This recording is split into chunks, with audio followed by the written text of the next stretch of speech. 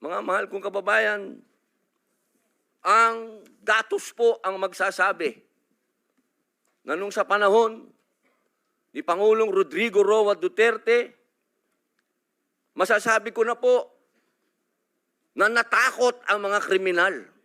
Wala pa po siyang ginagawa. Doon lang sa commercial niya na last Christmas yun na to, natakot na ho ang napakaraming kriminal. Natakot na ho ang napakaraming durugista, napakaraming pusher ang nag-surrender. Wala pong nangyayari.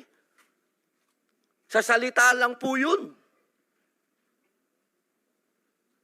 Mga mahal kong kababayan, kung sisisi natin lahat ang mga namatay dito sa administrasyon ni Rodrigo Roa Duterte, abay nagkakamali po tayo.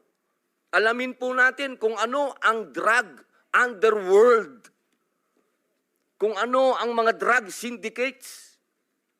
Ako na po ang nagsasabi sa inyo, regular na po ito tuwing magpapalit ang administrasyon, naglilinis ang mga sindikato.